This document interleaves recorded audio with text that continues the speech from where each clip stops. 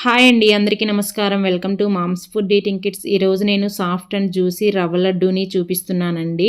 ఇలా ఒకసారి ట్రై చేయండి. 15 రోజులైన రవ్వ లడ్డు అస్సలు గట్టి పడదు. కొంతమందికి చేసిన తర్వాత రోజే గట్టిగా అయిపోతూ ఉంటాయి కదా.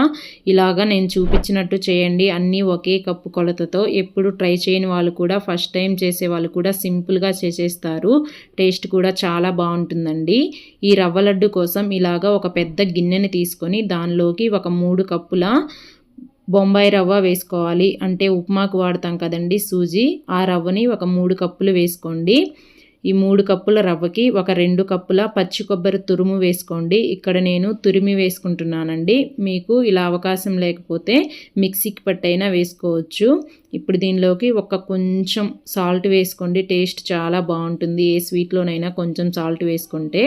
అలాగే 1 టీ స్పూన్ యాలుక్కాయల పొడి వేసుకొని ఇప్పుడు ఇదంతా బాగా కలుపుకోవాలి. ఈ కొబ్బరిలో ఉండే తేమకి ఈ రవ్వ అనేది బాగా పీల్చుకొని కొంచెం సాఫ్ట్గా అవుతుందండి. ఇలా అంతా కలుపుకున్న తర్వాత మూత పెట్టి ఒక 10 నిమిషాలు పక్కన పెట్టుకోండి.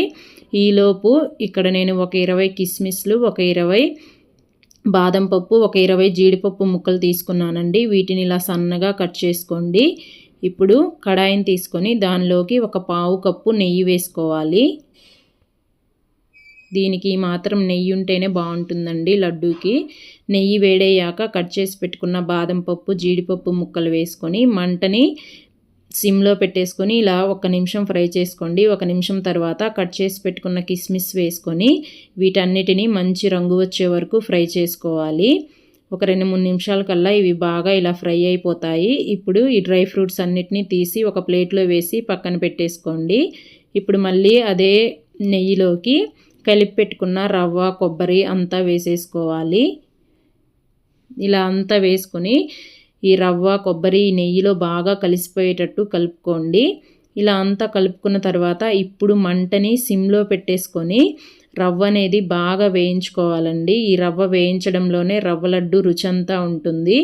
మంట మాత్రం సిమ్లోనే ఉంచుకోవాలి. ఎంత ఓపికగా వేయించుకుంటే అంత బాగుంటాయి. నాకు ఇక్కడ మధ్య మధ్యలో బాగా కలుపుకుంటూ ఒక 20 నిమిషాల కల్లా రవ్వ అనేది ఈ మాత్రం రంగు వస్తుందండి. నాకు కరెక్ట్గా 20 నిమిషాలు పట్టింది. ఇప్పుడు స్టవ్ ఆపేసుకొని ఈ రవ్వనంతా వేరొక గిన్నెలోకి వేసేసుకోండి. ఇప్పుడు మళ్ళీ అదే కడాయిలోకి ఒక 2.5 కప్పుల పంచదార వేసుకోండి. కరెక్ట్గా సరిపోతుంది. మీకు కొంచెం తీపి తక్కువగా కావాలంటే 2.25 కప్పు వేసుకోవచ్చు. అలాగే 1 కప్పు నీళ్లు వేసుకోవాలి. ఇప్పుడు ఈ చక్కెర, నీళ్లు ఇదంతా ఒకసారి బాగా కలిసిపోయేటట్టు కలుపుకొని పాకాన్ని ఒక 5 నిమిషాలు ఉడికించుకోండి. ఒక 5 నిమిషాల తర్వాత ఇలా కలుపుకుంటూ ఉడికించుకున్న తర్వాత పాకాన్ని చెక్ చేసుకోండి. దీనికి ఏం పాకం ఎక్కువ రానవసరం లేదు. ఇలా చూపిస్తున్నాను కదా, కొంచెం తీగ పాకం వస్తే సరిపోతుంది.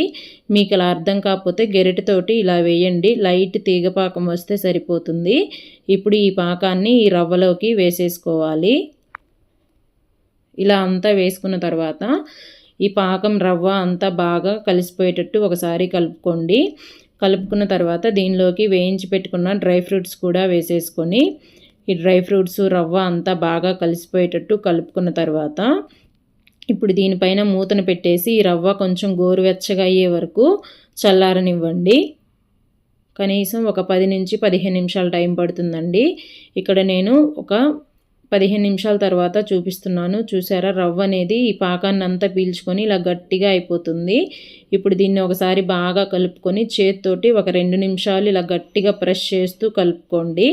ఇలా కలుపుకున్న తర్వాత మీకు ఏ సైజులో కావాలో లడ్డు అనేది ఆ సైజులో తీసుకొని గట్టిగా లడ్డూలాగా చుట్టేసుకోవడమే. చూసారా ఎంత బాగా జ్యూసీగా వచ్చాయో. ఇంతేనండి, సింపుల్గా అన్ని లడ్డూల్ని ఇలాగే చేసుకోండి. ఇలా చేసుకున్న లడ్డూల్ని ఒక బాక్స్లో వేసి పెట్టేసుకోండి.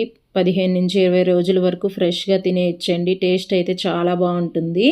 ఇలా మీరు ఎప్పుడు ట్రై చేయకపోతే ఒకసారి ట్రై చేయండి. సింపుల్గా కూడా అయిపోతుంది. ట్రై చేసి నచ్చితే ఒక లైక్ చేసి, కొత్తగా చూసే వాళ్ళైతే ఛానల్ని సబ్స్క్రైబ్ చేసుకొని మీ ఫ్రెండ్స్ అండ్ రిలేటివ్స్కి షేర్ చేయండి. Thanks for watching.